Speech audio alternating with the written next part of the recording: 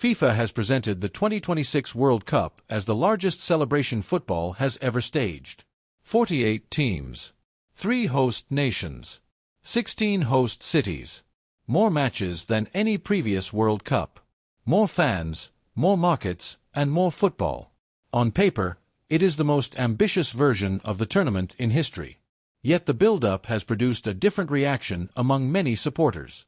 Instead of asking only which teams might win, fans are increasingly asking whether the tournament is becoming harder for ordinary supporters to attend. The concern is not limited to one issue. It includes ticket prices, travel costs, visa problems, logistics, accessibility, and the growing sense that football's biggest event is moving further away from the people who give it its atmosphere. The World Cup has never been defined only by FIFA, sponsors, broadcasters, or host cities. Its identity has always come from supporters who travel across countries and continents to follow their teams. If those supporters are pushing back, the question is not simply whether World Cup 2026 will succeed commercially. The question is what kind of success the World Cup now represents. The first issue many fans noticed was price. Attending a World Cup has never been cheap, but many supporters believe 2026 feels different. Reports during the build-up have highlighted frustration over ticket pricing, especially after FIFA introduced dynamic pricing models that adjust costs according to demand. Critics argue that the tournament increasingly resembles a premium entertainment product rather than a global football festival. FIFA has also faced scrutiny from politicians and consumer groups over parts of its ticketing strategy. FIFA can point to enormous demand, and that argument has weight. Millions of tickets have been sold. Some matches have attracted exceptional interest. The final remains one of the most sought-after events in world sport. But demand does not settle the wider issue. Supporters are not only asking whether tickets are selling. They are asking who can afford them. That distinction matters. For a supporter from Colombia, Morocco, Japan, Nigeria, Scotland, or any other football nation, following a team at a World Cup may be a once-in-a-lifetime opportunity. When tickets cost hundreds or even thousands of dollars before flights, hotels, food, and local transport are added, the tournament begins to feel less accessible to the supporters who traditionally create its culture. That leads to a deeper concern. If attending the World Cup becomes a luxury experience, the culture around the tournament changes.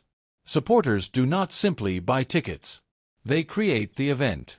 The memories of Germany in 2006, South Africa in 2010, and Brazil in 2014 were not only built inside stadiums.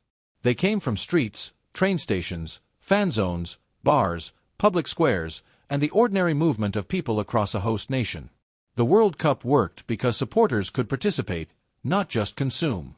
In 2026, tickets are only one part of the cost. Travel is another. This tournament is unlike any before it. 16 host cities across Canada, Mexico, and the United States. Thousands of miles between venues. Multiple time zones. More matches than ever. From a business perspective, the scale is impressive. From a supporter's perspective, it is more complicated. Travel experts, analysts, and some host city planners have acknowledged that navigating the tournament will require significant planning, money, and time. A fan following a national team through the group stage may have to move between different regions of North America, book several hotels, manage domestic flights or long-distance travel, and deal with unfamiliar transport systems. For wealthier supporters, that may be part of the experience. For others, it may make attendance impossible. The concern then moves beyond affordability and becomes a question of accessibility. Another issue is entry itself. The World Cup has historically represented a rare global gathering. Supporters from different continents arrive in the same place, bringing different languages, cultures, and football traditions into one tournament. In the build-up to 2026, immigration concerns have become part of the discussion. Travel restrictions, visa complications, and geopolitical tensions have raised questions about whether some supporters will face greater barriers than others when trying to attend matches. Recent controversies involving officials and supporters from certain countries have added to those concerns. Cases involving entry restrictions and ticket allocation disputes have drawn international attention and raised questions about whether the tournament can fully deliver on football's promise of inclusion. FIFA's position is clear. It does not control national immigration policy. Those decisions belong to governments. That is true. But for supporters, the distinction may not change the outcome. If a fan cannot enter a host country, they still miss the tournament. That creates a perception problem FIFA cannot easily solve. At the same time football is expanding the World Cup to include more nations than ever before, some supporters fear access to the event itself is becoming more difficult. That tension leads directly to the question of expansion. FIFA's move to a 48-team World Cup has been presented as a victory for global football. In many ways, it is. More nations will appear on the World Cup stage. More players will experience the tournament. More football cultures will be represented. Smaller federations will gain opportunities that did not previously exist. There are strong arguments in favor of expansion. But expansion also creates trade-offs. More teams mean more matches. More matches require more venues. More venues create more travel. More travel increases cost and complexity. Those consequences fall heavily on supporters.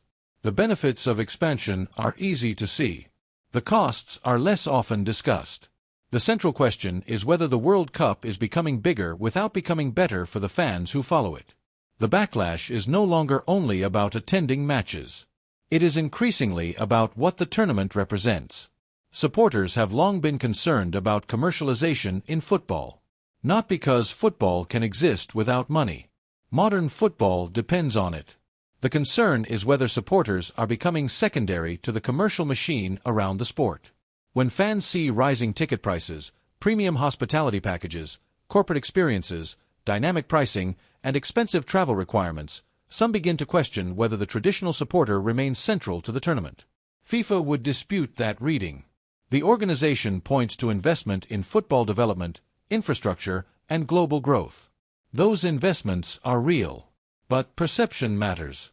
Among parts of the football community, the perception is that the tournament is becoming less accessible to ordinary fans. Resale markets have added to that concern.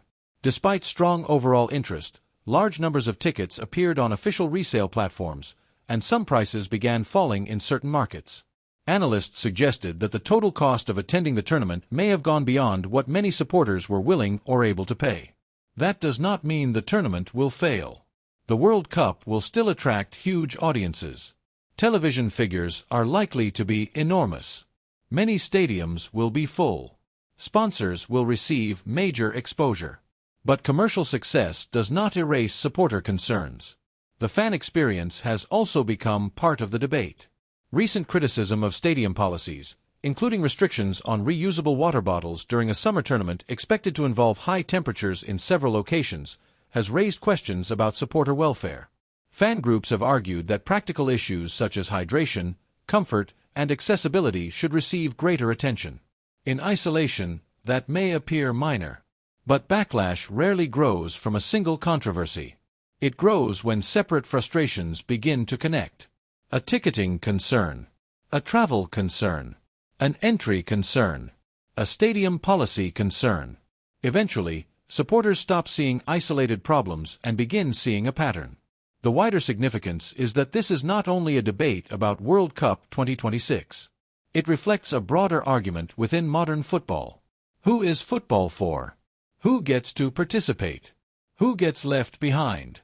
These questions have appeared in club football, continental competitions, and international tournaments. Now they are appearing around the World Cup.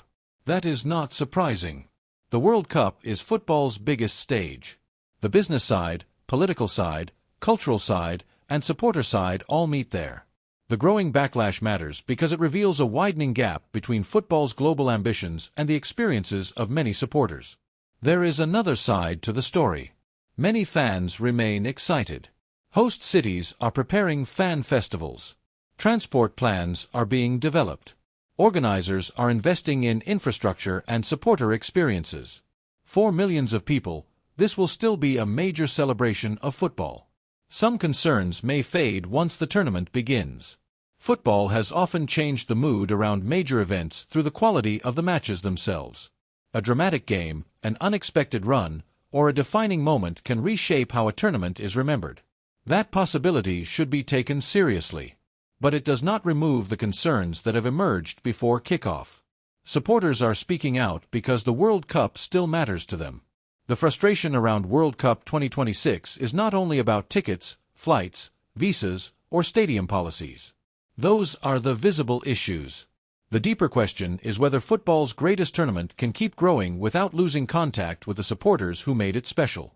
Football has always been strongest when ordinary fans felt they belonged to it, not as customers, but as participants. World Cup 2026 will be the biggest tournament in history. The question is whether it will also feel like a World Cup built for the people who give the game its meaning. Football has always found a way to matter.